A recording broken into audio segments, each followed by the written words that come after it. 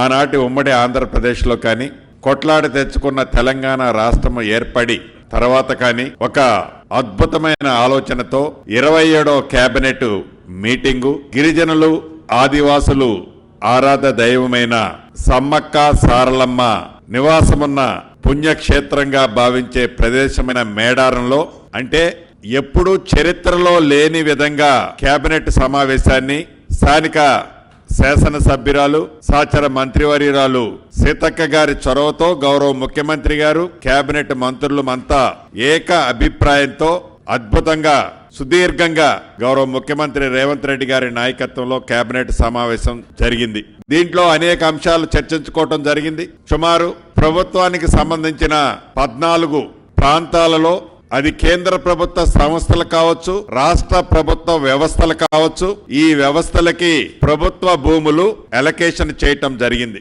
రాష్ట్ర కేబినెట్ ఆమోదించడం జరిగింది.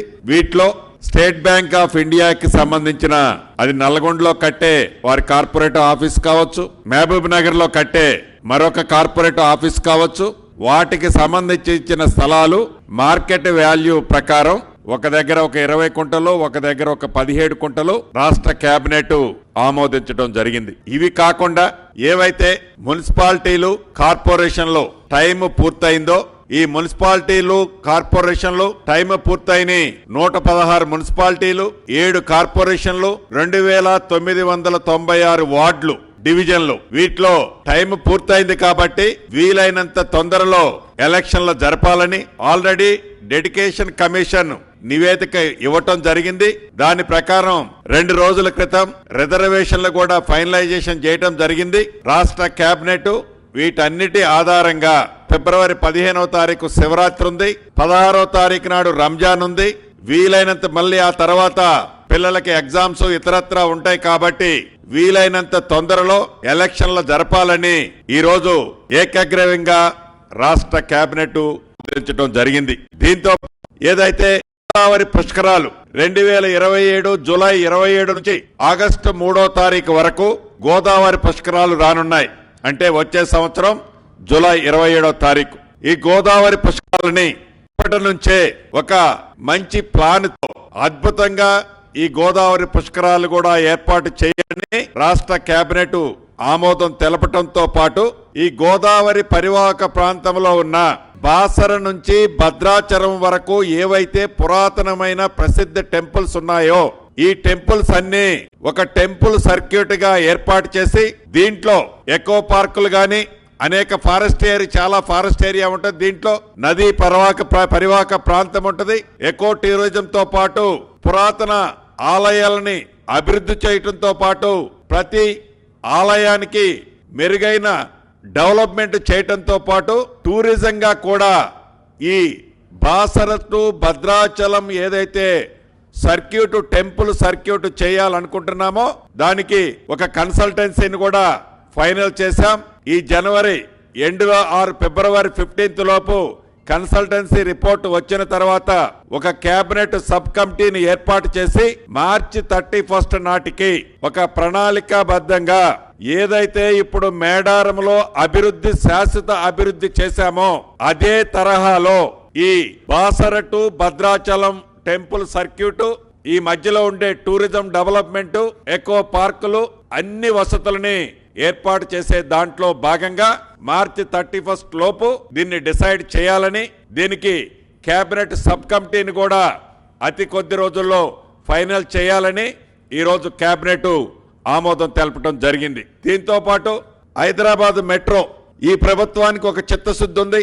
గ్రామీణ ప్రాంతంలో మెరుగైన రోడ్ల కోసం ఎలా అయితే ప్రణాళిక అది R&B కావచ్చు, పంచాయతీరాజ్ కావచ్చు, ఎలా అయితే ఒక ప్రణాళిక చేతి చిత్తశుద్ధితో 20 మంత్రులు సమక్షంలో ఒక ప్రణాళిక తయారు చేశామో అదే పద్ధతిలో పట్టణ వాసులైన హైదరాబాద్ మెట్రో సంబంధించిన విషయంలో కూడా ఫేజ్ 1 కు సంబంధించిన అంశాన్ని L&T దగ్గర నుంచి టేక్ ఓవర్ చేసే విషయంలో చాలా క్షుణ్ణంగా డిస్కస్ చేశాము.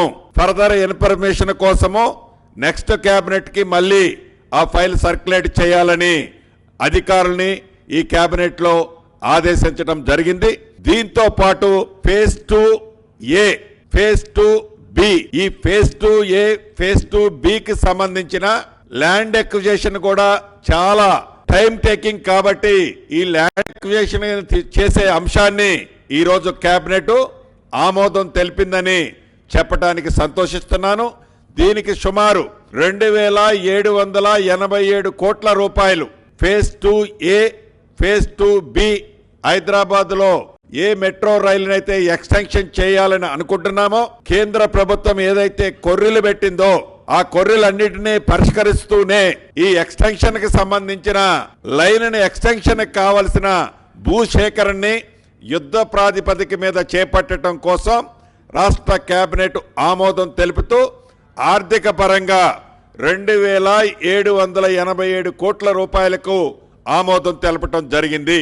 హైదరాబాద్ లోని ICCC నుంచి శిల్పా లేఅవుట్ వరకు సుమారు 9 కిలోమీటర్ల రోడ్డు అంటే హై లెవెల్ బ్రిడ్జిని ఏర్పాటు చేసే దాన్ని ఈరోజు ఫ్లైఓవర్కి సంబంధించింది ఈరోజు కేబినెట్ ఆమోదం తెలపడం జరిగింది.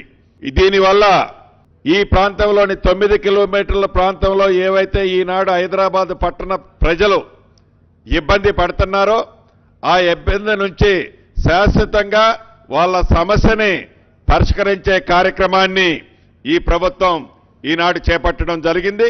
అదే రకంగా ఏ సమ్మక్క సారలమ్మ కార్యక్రమానికి ఇక్కడకు ఇచ్చేశామో ఏదైతే ఈ గిరిజన ప్రాంతం ఈ నియోజకవర్గం ఉందో ఈ ములుగు జిల్లాలో అక్కకు సంబంధించిన ఒక లిఫ్ట్ ఇరిగేషన్ కూడా శాంక్షన్ చేయటం జరిగింది.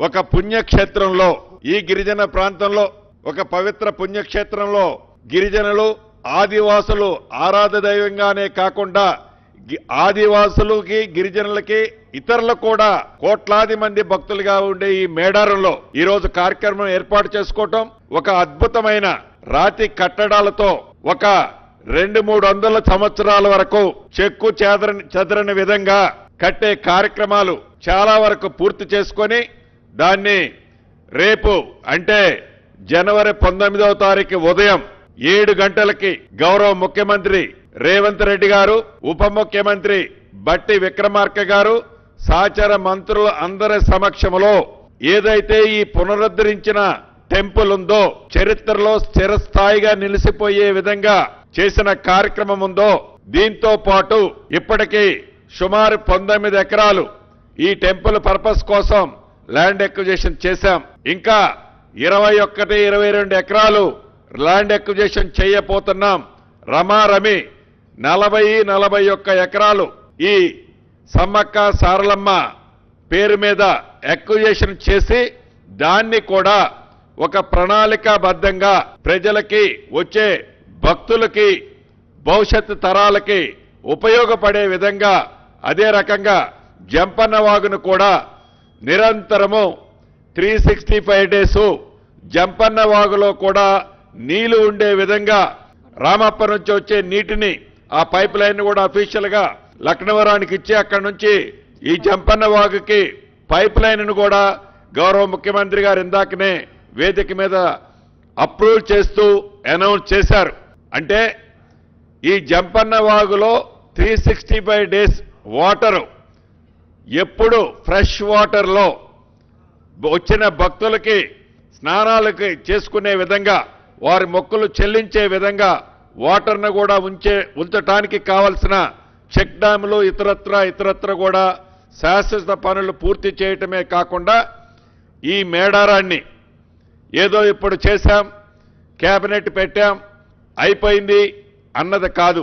ఈ ప్రభుత్వం యొక్క చిత్తశుద్ధి, ఈ ప్రభుత్వం ఈ ఆదివాసుల దేవుళ్ళ మీద ఉన్న ప్రత్యేక శ్రద్ధ, డెడికేషను ఏంటి అనేది ఈనాడు రాష్ట్ర ప్రజలకే కాదు ఈ సమ్మక్క సారమ్మని పూజించే కోట్లాది మంది భక్తులకి స్పష్టంగా కనిపిస్తుంది. భవిష్యత్తులో ఈ మేడారాన్ని తిరుపతిని మరిపించే విధంగా ఏదైతే కుంభమేళాన్ని మరిపించే విధంగా భవిష్యత్తు తరాలకి ఈ తెలంగాణ రాష్ట్రంలో ఇదొక అద్భుత పుణ్యక్షేత్రంగా ఈ ప్రభుత్వం తీర్చిదిద్దే విధంగా కేబినెట్లో నిర్ణయం తీసుకున్నాం. ఆ దిశలో తప్పకుండా దీన్ని అభివృద్ధి చేస్తామని చెప్తూ సెలవు తీసుకుంటున్నాను.